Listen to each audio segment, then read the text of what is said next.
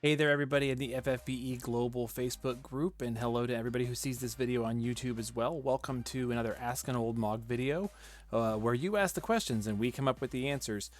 This one is going to be short. It's going to be an easy one. It's going to be really digestible and full of useful information. And it's pertinent to something that's going on in the game right now, but it's something that's going to be useful for you if you are new to the game as well, or are just trying to be as efficient as possible. And so let's talk about Esperfill. This comes from a question that we saw in the Facebook group from Sarita. What unit or units are good to use to fill the Esper gauge to use multiple times in a single battle? There's actually a couple different ways you could fill the Esper gauge in battle multiple times. There's the easiest way to do it is with either units or abilities. But honestly, I'm going to say that abilities and equipment is better than units that have like fill abilities. Now there are definitely some that have fill abilities. Ones that are coming to mind are going to be Garnet, the old school 4-star Garnet. Her limit burst filled the Esper gauge, or Echo for the same reason. I think Echo also has some abilities that can fill it up. Citra is a 5-star unit that can do an ability that fills the Esper gauge. I think she's got more than one that fills the Esper gauge, but it does damage, and so you could potentially end up killing the unit or the enemy that you're fighting, which would then end the battle, and it's going to kind of like make you have to go through the loading screens and blah blah blah. So that's where I think that instead of units to fill the battle or the gauge, it's a little easier to use gear and abilities. So here's what I've got here. The best ones that I've been able to come up with, and I use these a lot for missions where you have to use an Esper for one reason or another, or you might load up your Dark Visions team, like your like base forms that are just gonna kind of survive the first few turns to fill up the Esper gauge for like a reflect strategy, which we've talked about in other videos as well, or like for if you need a Mirage stack or something like that. And so it's useful to fill the gauge for that. Or in more recent strategies, like Yuna can put up a dark field, or Ramu Sakura can put up a lightning imperil field, etc., using her being able by summoning espers. And so you want to be able to fill the gauge quickly. And so items that are going to help you do that, abilities that are going to help you do that, are going to things like Bahamut Synergy, Bonds with the Aeons. Those are abilities. The Summer Parasol is a Trustmaster reward staff. Yuna's Nirvana is a Trustmaster reward staff, but you have to equip it to 7-star Yuna for it to give you the Esperfill property. The same thing with Fu's Nirvana. His weapon is, as long as it's equipped to him, it helps you fill Esper gauge. There's lots of ways to do it. A lot of the Type 0 units have a thing that fills the Esper gauge automatically, but it sacrifices the unit, so it's a little risky to use. But if you've got re-raise in your party, it doesn't really matter as much. It's also a cooldown, so that kind of delays you a little bit, but it can be done. That's why I think items and abilities are better. So here's how this works. You're going to load up a battle that can't kill you. You're going to set your team up. I'm going to show you kind of how I've got these units set up, and then cast Lakshmi, Golem, or Fenrir every turn, just to do something that doesn't damage the enemies, and then you're going to repeat that until you're done. You can sit there for, watch a movie or a TV show and just hit repeat over and over and over again, and it'll just do that 100 times or more, as many as you want, as long as you have enough Esperfill to do that. So here's the team that I did recently in the game. Did the quests. So if you go to quests, and this is why this is relevant for right now. If you go to quests, the season 4 beginnings, where is it? Here we go. It says summon an Esper 3 times, 6 times, 10 times, 15 times, 25, 35, all the way up to 100 times. And thankfully, these are, they're not additive, they're cumulative. So this is the best way to do this, is just to get in there, set up a team that can do this, and you just do 100 rounds, and you get a ton of Lapis for this. I don't have the Lapis on my emulator because I collected it on my phone, but I went from having like 7,000 Lapis to having 19,000 Lapis between Vision World, the Xenogears quests, and then this Lapis quest. So I filled up very, very quickly on Lapis just in a couple of days with all the stuff that came out yesterday. And honestly, it took me about, I would say, half an hour to just do three levels of refilling the Esper gauge I don't have the Esper Gage, the Esper effects turned on. It just does it, you know. So it goes pretty quick. But here's my team that I did it with. These two, they just fill the gauge automatically at the start of the turn. So that just starts us that way. But again, Summer Parasol, Bahamut Synergy, right? This gives us 2 to 3 gauge every turn, and you can put more than one of these on. So like, for example, Fu has 2 of them. He's got the 3rd Nirvana, Imperial Legacy. We get, where is it? All the way at the bottom. I thought, is it this one? Yes, Esper Evocation Gauge refill 5 every turn on his, which is nice. Yuna's Nirvana does the same thing. Auto Limit and Power of the Moon. I thought it filled Esper. Oh, I guess it doesn't. Look at that.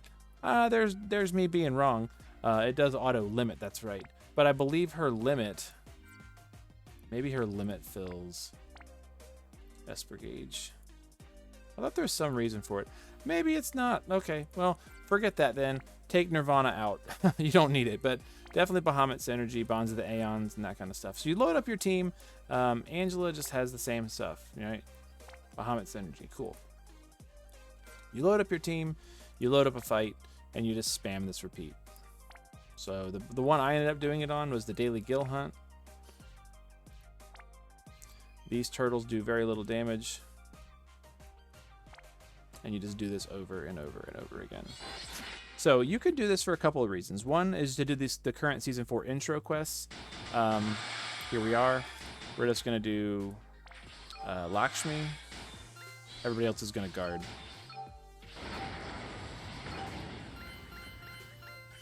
All right, they're going to take a tiny, tiny little bit of damage.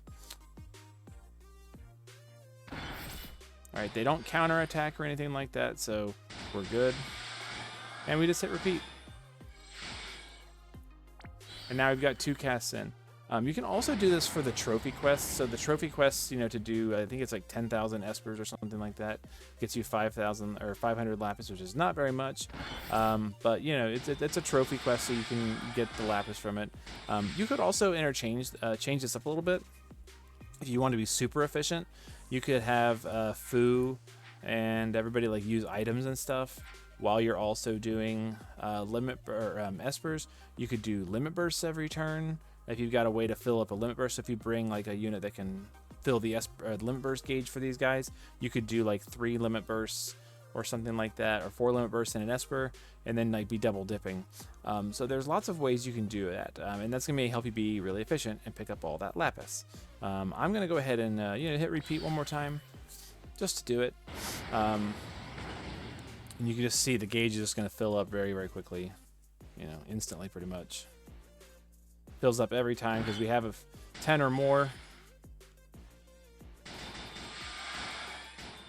There we go. And that's it. So let's just go ahead and end this fight. And we'll get to talking about something else. I did not make slides for it because there wasn't specifically a question about it, but I also wanted to talk about the World of Visions event that's currently going on. So I will go ahead and do that as well.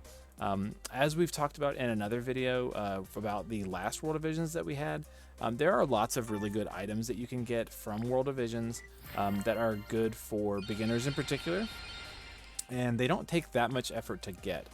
These bosses that you can farm to get the materials to make them are relatively easy to just beat. If you're trying to get a perfect score, it's a little more difficult, but it is not difficult to just beat them. So honestly, you want to farm at the middle difficulty anyway. So like this one is the best ratio. If you look down here, it shows you the ratio. The middle difficulty is the best one. But there's a lot of good stuff you can make.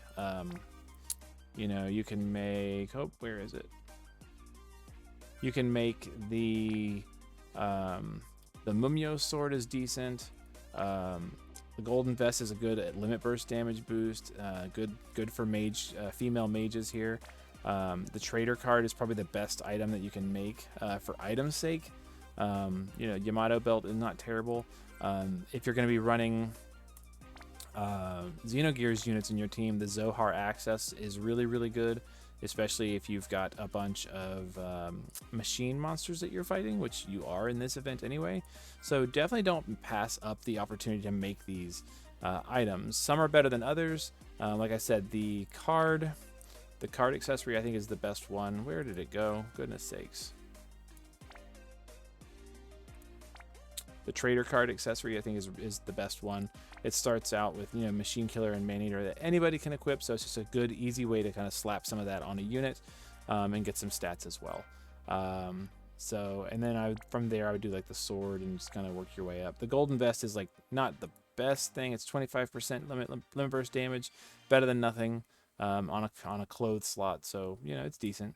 But definitely don't pass up on it. Like, I feel like, you know, a lot of times we'll see, you know, requests for videos or requests for how do I do this? Where do I get such and such item? And it's like, oh, that was a quest item that was given out. You know, definitely don't want to miss out on quest items or limited time items. If you can make them, make them. Just maybe wait until Saturday or when the next bosses come out to really start farming, because the rate is going to be a little more efficient right here on this red one, id, to get the most value out of your energy spent farming. So there it is. Definitely don't pass up on it. Very good items there. Not as good as Last Vision World, I think, but still useful. Lots of good stuff in it. And that's really what I've got for right now. You know, not a lot of questions. You know, a lot of stuff is kind of centered on like a lot of stuff in the group right now is kind of centered on showing off your graph and your id and stuff like that, because they can definitely have some really high crazy stats. I don't even have I don't have graph or id yet, but I've got Faye, and like I don't know. I think the stats are kind of impressive. You know, I've only got him at EX1. We're almost at 10,000 attack. Not too shabby. I think he's pretty cool. And in the event, honestly, against Element G, he's out damaging my Sephiroth without much effort. So, yeah, pretty cool.